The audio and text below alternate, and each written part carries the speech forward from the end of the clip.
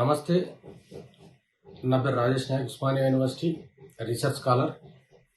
నిన్న ఒక నీతి లేని నిజాయితీ లేని కుక్క కేసీఆర్ గారి మీద అండ్ కేటీఆర్ గారి మీద, వారి కుటుంబం మీద మొరుగుతా ఉన్నది.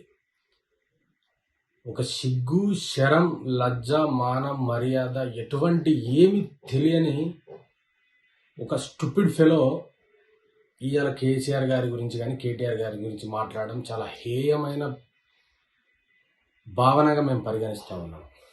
రాజకీయంగా మొత్తం భూస్థాపితమైన ఒక దున్నపోతును తీసుకొచ్చి ఇవాళ కేసీఆర్ గారు ఎంపీని చేసి, అదేవిధంగా తీసుకొచ్చి మళ్ళీ ఎమ్మెల్సీని చేసి, ఆ తర్వాత ఈయనకు డిప్యూటీ సీఎం చేసి, ఒక తెలంగాణలోనే 2వ స్థానంలో నిలబెట్టిన దేవుడు లాంటి కేసీఆర్ గారిని, వారి కుటుంబాన్ని ఇలా విమర్శిస్తున్నాం అంటే ఈ దున్నపోతుని చెప్పు తీసుకొని కొట్టాలనిపిస్తూ ఉన్నది.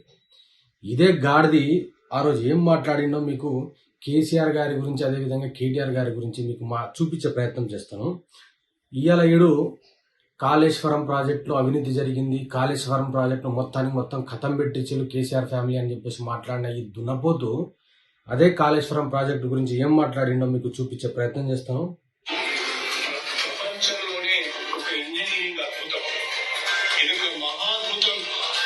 కేసీఆర్ గారి మానస పుత్రిక, కేసీఆర్ ఆలోచన నుండి వచ్చిన ఒక ప్రాజెక్టు ఇంత బ్రహ్మాండంగా ఇంత త్వరితగతిన పూర్తి చేయడం చాలా సంతోషకరంగా ఉంది అని ప్రతి ఒక్కరు చెప్తూ ఉంటే,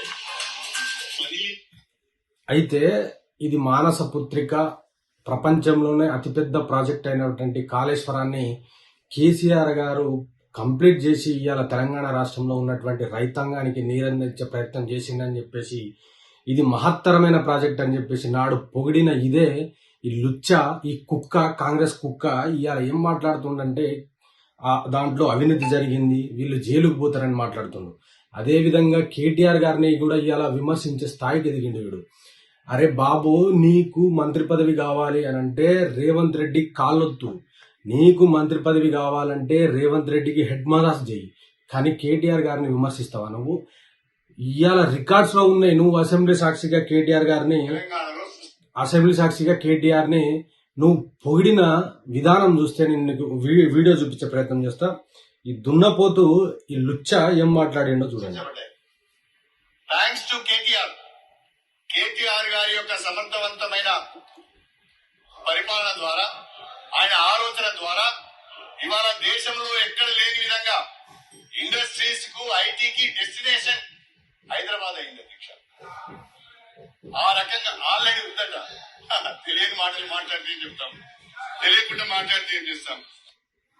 అయితే కేటీఆర్ గారిని నాడు నీ అవకాశం కోసం, అవసరం కోసం కేటీఆర్ గారిని పొగిడి, ఇవాళ మీరు మంత్రి పదవి కోసం, ఇవాళ మంత్రివర్గ విస్తరణ జరిగే అవకాశాలు ఉన్నాయి కాబట్టి మంత్రి పదవి కోసం ఇవాళ నువ్వు లాలూచిబడి రాజకీయం చేసిన దుర్మార్గుడివి.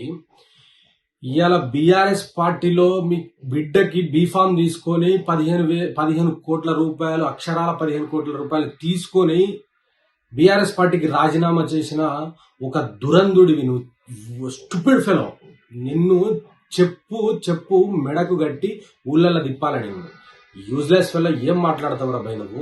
నీకే గనక చిత్తశుద్ధి ఉంటే, నీకే గనక సిగ్గు, శరం, మానం, మర్యాద ఏదైనా ఉంటే బిడ్డ, నువ్వు బీఆర్ఎస్ పార్టీ గుర్తు మీద, కారు గుర్తు మీద కేసీఆర్ పేరు చెప్పుకొని నువ్వు ఇలా గెలిచినావు.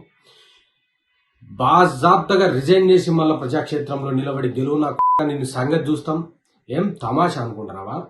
కేసీఆర్ ని ఇవాళ నువ్వు విమర్శిస్తే నీకేదో మంత్రి పదవి వస్తుంది అని చెప్పేసి ఇవాళ పొద్దుగా లేస్తే ఆ కుటుంబాన్ని నీకు విమర్శిస్తే పదవి ఇస్తారనుకుంటున్నావా? ప్రజాక్షేత్రంలో ప్రజలు నిన్ను బట్టలిప్పి ఉడగొట్టి నడి బజార్లో ఉరికిచ్చి కొడతారు. మాట్లాడతావు. నువ్వే కదా మాట్లాడింది, కాళేశ్వరం గురించి మాట్లాడింది నువ్వే కదా. కేటీఆర్ గురించి స్వయాన అసెంబ్లీలో పొగడతలతో ముంచేసింది. ఇవాళ నీకు వాళ్ళ కుటుంబం మీద, వాళ్ళ మీద నీకు ఇలాంటి అభాండాలు మోపి ఇవాళ మంత్రి పదవి తీసుకోవాలని. ఖబర్దార్ కడియం శ్రీహరి, నిన్ను ప్రజాక్షేత్రంలో తరిమి కొట్టే రోజులు చాలా తొందరగా ఉన్నది. ఖబర్దార్, నోరు దగ్గర పెట్టుకుని మాట్లాడు, ఒళ్ళు దగ్గర పెట్టుకుని మాట్లాడే. లేని పోని అనవసరమైన మాటలు మాట్లాడడానికో నాలిక చిరుతాం నాకు.